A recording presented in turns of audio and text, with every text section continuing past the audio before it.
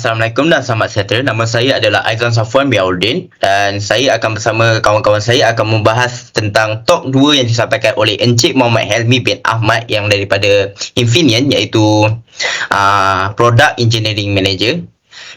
Pada hari ini saya pertama kalinya saya akan bercakap tentang proses perbuatan otomotif semiconductor. Sebagaimana yang kita tahu, otomotif semiconductor ni diperbuat, bahan asas dia adalah tanah ataupun sand. Dari tanah ini kita akan haluskan dia dan membentuk untuk menjadi silicon ingot. Dari silicon ingot kita akan potong dia satu persatu menjadi bulatan lipis untuk menjadikan semicon wafer. Sebab itu akan dibentuk menjadi chip, iaitu microelectric, dan microelectric akan diletakkan atau di-embeddedkan di dalam PCB modul. Akhir sekali, PCB modul tersebut kita akan diletakkan di dalam ataupun kita install di dalam kereta. Sebagaimana kita tahu kan, yang saya cakap tadi, bahan asas bagi otomotif semiconductor ni adalah sand. Tapi mereka tidak melakukan perkilangan dia ataupun company dia pada tempat-tempat yang terdedahnya tanah. Kenapa? Ini kerana tanah juga mempunyai sesuatu kesan buruk terhadap objek walaupun diperbuat daripada tanah, iaitu seperti adanya satu impurities, iaitu daripada habuk. Impurity adalah habuk. Habuk ini akan mengesankan kesan negatif kepada produk yang telah mencapai proses sampai ke microelectric, iaitu microchip lah. Microchip tu, kalau kita ternampak satu lapisan habuk, kalau kita biarkan saja, ia akan mendatangkan defect kepada chip tersebut apabila kita apabila kita dah install kepada kereta tersebut. Maka akan terjejaslah kualiti pada chip tersebut dan pelanggan akan tidak memuas hati mereka dan akan menjadi tidak percaya kepada produk Infineon ini. Dan itu sajalah yang saya dapat sampaikan, dan seterusnya saya akan sampaikan kepada rakan saya, iaitu Muhammad Ukai Jeffrey, untuk meneruskan perbincangan ini.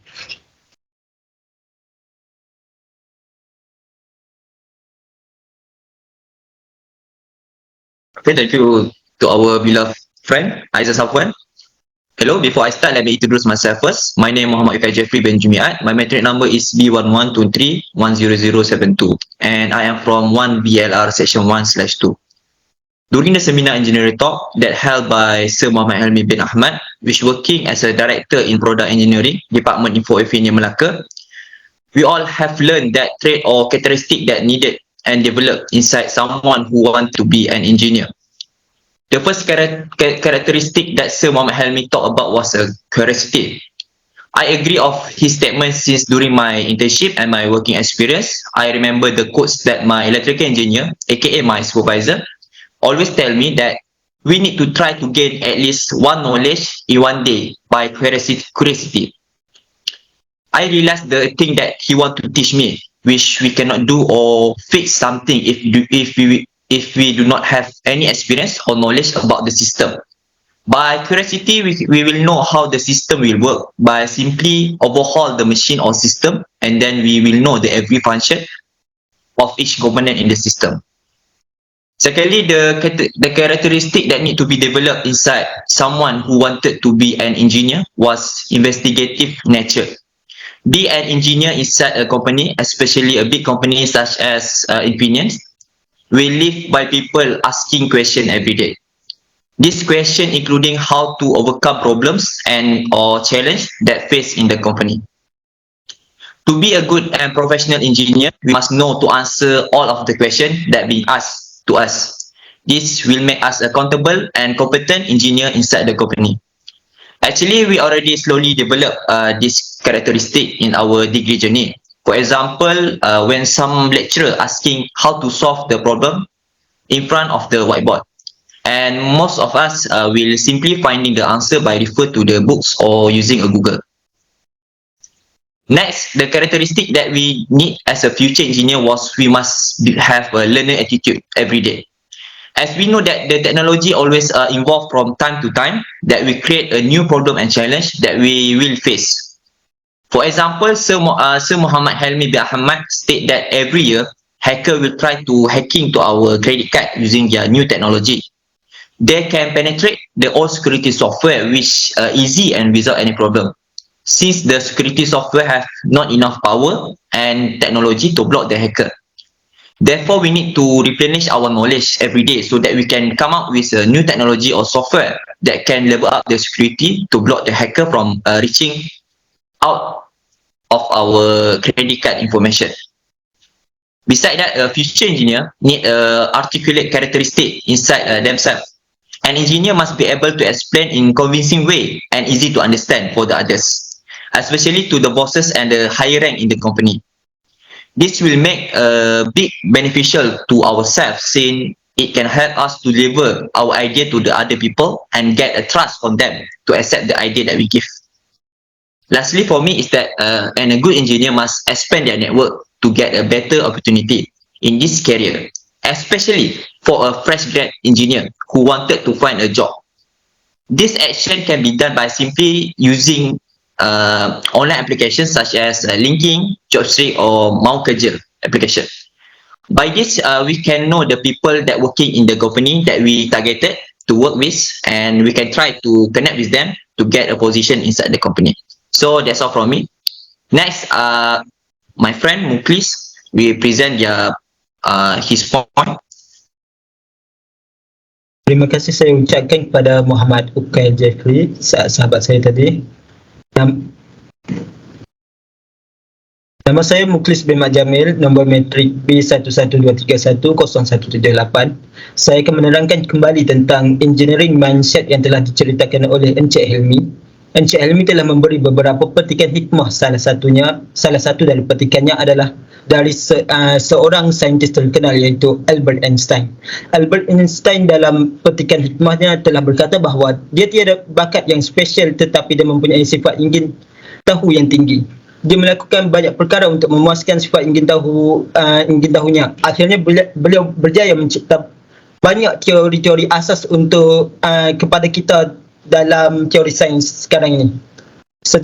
Selain itu, beliau juga mengambil petikan hikmah daripada Walt Disney. Petikannya berbunyi, if you can visualize it, you can dream it. There's some way to do it.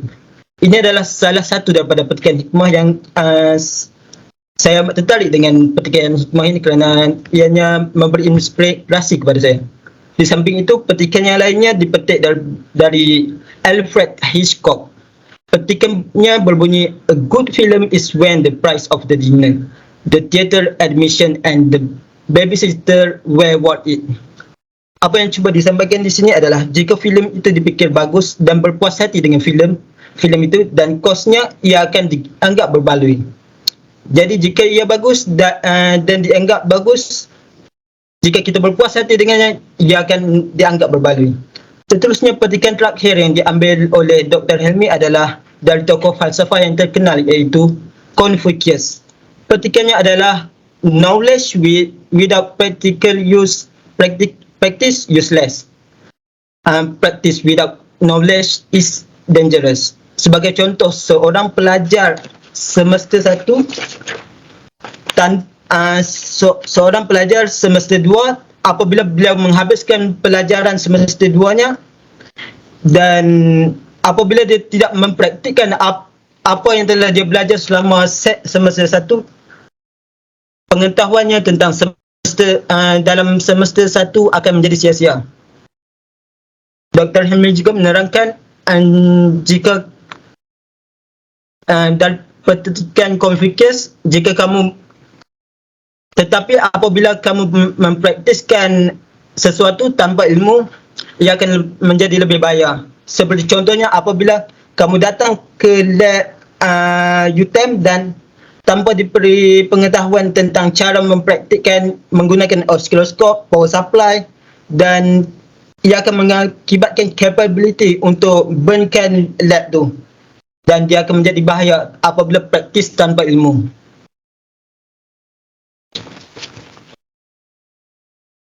Kemudian saya akan menyambung untuk the ideal life of an engineer. Apabila kita menyebut engineer semestinya sesebuah staff, sesebuah barangan. Sesebuah barangan memerlukan idea, dan idea adalah amat penting. Idea untuk menyelesaikan masalah, idea untuk mencipta sesuatu barangan. Selain pada idea, kita perlukan visualize dia. Kita perlu menggambarkan dia, melakar lakaran dia. Jadi idea ni memerlukan pattern dan interim yang cukup untuk menjadi physical presentation. Selain itu, dia tak cukup hanya untuk visualize. Dia perlu sharing kepada orang lain. Kenapa? Encik Helmi juga memberitahu bahawa memberi soalan berkenaan kenapa berapa orang yang diperlukan untuk memberi cadangan kepada penghasilan sesebuah face mask.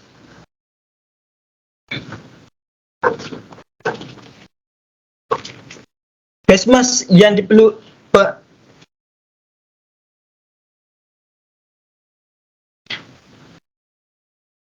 idea sharing daripada setiap orang yang diperlukan untuk menghasilkan sebuah face mask adalah lebih kompleks daripada apa yang kita fikirkan di dalam kepala kita. Kenapa? Di dalam penghasilan face mask, dia mempunyai string, mempunyai fabric, span dan perform stitching. Perkara ini sama dengan semiconductor yang kita hasilkan dalam industri kita. Seterusnya, kita tak cukup hanya untuk share, visualize and idea. Kita perlu implement dia, kita perlu melaksanakan dia. Apabila dalam proses melaksanakan, kita memerlukan banyak idea.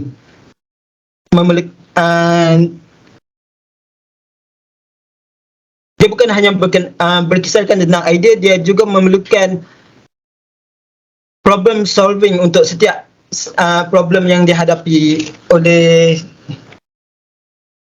untuk menghasilkan produk itu. Sekian dari saya. Seterusnya saya menjemput Muhammad Ikram. Assalamualaikum warahmatullahi wabarakatuh. Terima kasih kepada Mukhlis atas pembentangan tadi. Nama saya Muhammad Ikram bin Salim. Untuk matriks saya B11 23 10 353. Saya akan membahaskan tentang why most of student afraid giving presentation. Seperti yang mana kita tahu, Tuan Ilmi sudah bersetuju dengan kenyataan seperti berikut. Kepentingan presentation ni, dia adalah part of the ideal life of an engineer, seperti disebutkan oleh Mukhlis. Ideal life of an engineer is adalah dia ada visualize, dia ada physical presentation dan sebagainya. So presentation ni adalah satu visualize presentation yang kita dapat share kat rakan-rakan kita bila kita buat pembentangan di hadapan highlight ramai. So benda ni sangat penting sebab kita perlu ada keberanian untuk membentang ilmu-ilmu di depan kawan-kawan. Sebab kepentingannya sebab kita dapat kongsi ilmu dengan kawan-kawan, betul kan? Okay.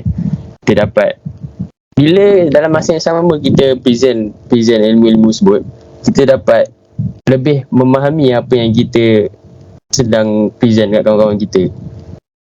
So hal ini sangat penting kepada student-student engineer, sebab nanti for the future kita nak masuk satu company untuk bekerja, kita perlu ada interview, kita ada presentation, mesti confirm ada kita present something dekat bosses kita, dekat kita supervisor and so on. So kita kena ada sifat keberanian untuk memimpin something. So antara sebab, mungkin sebab kenapa student dia takut nak present kat depan, sebab mungkin dia kurang pemahaman, dia kurang faham apa yang dia nak present tu. Seperti mana kita tahu kan, budak student sekarang kalau nak buat presentation, dia guna ChatGPT, betul?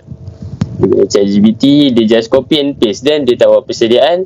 Hal ini akan yang membuatkan dia susah nak faham apa yang dia present kat depan. So dia pun tak faham, orang yang dia present tu pun tak faham. So susah. So, and selain itu, dia juga takut kepada tekanan sosial.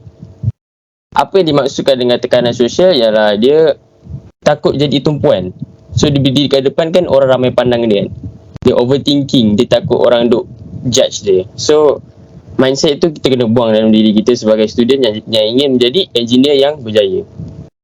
So okay. Lepas tu dia student manfaat kita overcome this challenge seperti mana yang Tuan UK Jeffrey dah bahas. Dia cakap kita kena overcome challenge ni, baru kita boleh jadi engineer yang berjaya. Mesti company kat luar sana mesti nak seseorang yang pandai present kat hadapan, pandai berdiri di hadapan halayak ramai. That's why kita kena ada sifat keberanian, yakin kepada diri kita. So manfaat dia, kita boleh senang dapat peluang pekerjaan. Interview kita akan berjalan lancar kalau kita lebih berani, lebih yakin. Dan kita juga perlu buat persediaan awal supaya kita lebih faham apa yang kita nak terangkan kepada ilmu-ilmu yang kita nak kongsi. Dan seterusnya, kita juga akan meningkatkan skill komunikasi kita. Kita akan lebih orang kata lebih lancar dalam berkomunikasi. So bila kita berbual dengan orang, ada isi, ada contoh dan sebagainya. Dan satu quote yang saya nak berikan ialah the great satisfaction comes from sharing with others. Lupa jadi sikit. Okay, the great satisfaction comes from sharing with others. So kita dapat sharing something, so kita rasa puas bila kita dapat share ilmu yang kita dah faham kepada rakan-rakan kita supaya mereka lagi faham. So itu daripada saya akan pass kepada Nur Filizani Izzati binti Nur Rosni. Assalamualaikum. Nama saya Nur Filizani Izzati binti Rosni. Nombor matrik saya B112310483. Terima kasih untuk Ikram pass pada saya. So based on talk yang diberi daripada Encik Elmi, daripada Infineon, so dia ada share jugalah a few tips on resume. I mean pendapat dia tentang resume, sebab dia kata dia pernah ada juga recruit untuk new workers. So antara tips dia adalah resume tu should be a structured resume, means tersusun. Dia punya tersusun lah, tak nak nampak terabur and kena nampak tak nak too much graphic. Sebab dia kata dia tak nak hire model, dia nak hire worker. So jangan terlalu banyak sangat color grafik sangat, gambar kena formal lah.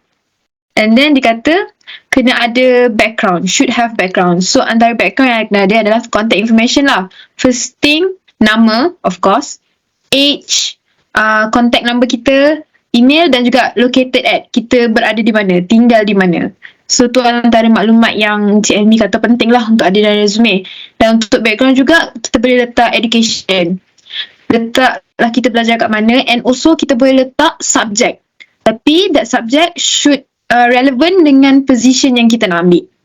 Contoh kita nak ambil position, dia kena relevant lah, kena berkait. Jangan terlampau jauh sangat. Tu nombor 2.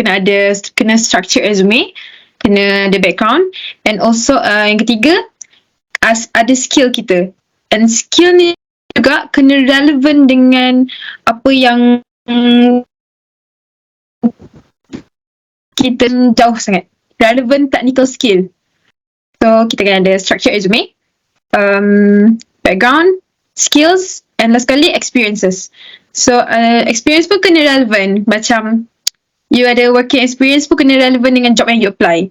Macam Encik Elmi pun ada cakap, kalau you nak letak resume tu, nak buat working experience you, dia letak you kerja dekat MACD. Dia pun pernah kerja kat MACD, dia letak, tapi just that, tak ada macam hurai-hurai sebab apa yang you apply tak sama dengan you apply for engineers, bukan you apply untuk jadi kitchen helper ke apa ke. So dia tak relevan kat situ, so tak payah nak elaborate banyak sangat. Lepas tu relevant training, if you ada ambil training apa-apa, macam you ada ambil kursus ke apa-apa sepanjang. Then FYP, you punya final year project, you kena terangkan juga dalam resume tu, tapi a summary only, jangan panjang. You bayangkan you terang macam kalau ada ideal traits of engineers, siapa Jeffrey ataupun Mukis tadi ada sebut, like you kena terang kepada Mukis sebut, you kena terang pada orang tu seakan-akan orang tu tak faham pun apa yang you buat. So you kena bagi dia like pendek untuk letak dalam resume supaya orang sekali baca je orang faham, okay, you buat ni. But then nanti interview you kena cerita balik lah. And also internship, you internship kat mana, and also dekat internship tu pun you letak you buat apa. Tapi itulah kena ringkas, padat dan senang orang faham, tak payah nak kena sekali imbas kena faham. And also itu untuk resume. So ada 4 Cik Elmi kata. Structure resume, kena ada background, skills and experiences. Lepas tu untuk interview, dia pun ada juga share tips on interview. So on interview, you kena explain you punya resume. You kena explain lah, taklah explain panjang, tapi apa yang you bagi kat dia tu, you kena explain satu-satu. Tapi jangan terlampau meleweh-leweh sangat. Just ringkas, tepat padat. Itu yang dia selalu sebut, just ringkas. And then you kena prepare for technical question yang related dengan job you. And also prepare for social skill test. Maksudnya itulah dia akan tanyalah, macam kalau orang pernah pergi interview, dia selalu tanya if you punya workers buat problem, apa you punya action you. Tu common sebenarnya, sebab rasanya Jeffrey pun pernah, siapa yang pernah kerja pun pernah, saya pun pernah kena soalan macam tu. So you kena prepare soalan social skill macam tu. And then interview, you kena recap balik you punya FYP, sebab dia akan tanya. And also dia akan tanya juga tempat internship you. So itu juga. So resume, interview, dan juga saya kata tentang internship, you kena pilih wisely. And dekat internship lah tempat untuk kita sell ourselves. You kena jadi aggressive, you kena jangan pasif sangat, you kena jadi aggressive, sebab kemungkinan untuk you kerja kat situ afterwards memang tinggi. So you kena ambil peluang tu and pilih tempat internship yang bagus. So itu yang saya dapat daripada Cik Elmi about resume, interview and also internship. So saja saya serah pada Aizam. Okey, terima kasih kepada Nur Fizani. Sekarang saya akan membahaskan apa yang kami sekumpulan dapat daripada perbincangan ini, daripada talk 2. Kesimpulan yang pertama, kita haruslah mengikut peraturan yang ditetapkan oleh syarikat supaya dapat mengelakkan kerugian yang banyak disebabkan oleh defek. Justeru akan mengekalkan kualiti yang bagus yang diminta oleh pelanggan, supaya dia punya kualiti akan terus diterima oleh pelanggan. So seterusnya, kesimpulan seterusnya adalah kita haruslah mengamalkan sifat-sifat yang dinyatakan seperti yang dinyatakan oleh Encik Muhammad Helmi, seperti sifat ingin tahu, sifat ingin menyiasat, sifat ingin belajar, pandai menyampaikan idea dan tahu mengembangkan kenalan. Dengan mengamalkan sifat-sifat yang dinyatakan ini, kita dapat menjadi seorang jurutera yang bagus dan berkompeten ketika bekerja. Selain itu, kepercayaan diri juga memainkan peranan yang penting dalam perkembangan peribadi dan profesional pelajar, membantu meningkatkan kemahiran komunikasi, kesediaan untuk berkongsi idea, serta memberikan pelbagai manfaat dalam aspek kerjaya dan kepimpinan. Di samping itu, janganlah kita terlalu banyak sangat maklumat tidak penting dalam resume, seperti mana yang dikatakan oleh Fizani tadi. Maklumat yang ada sepatutnya ringkas, tepat dan padat. Untuk internship, pilih tempat internship dengan betul supaya mudah untuk promote diri kepada syarikat-syarikat yang ternama di luar. Macam tu. Akhir sekali, kesimpulannya, kita dapat kehidupan sebagai seorang product engineer perlu mempunyai banyak idea untuk menghasilkan sesebuah produk. Mereka juga seharusnya mempunyai pemikiran yang kritis untuk menyelesaikan masalah dan dalam penghasilan sesebuah produk. Sekian, itu sahaja daripada kami. Terima kasih. Assalamualaikum.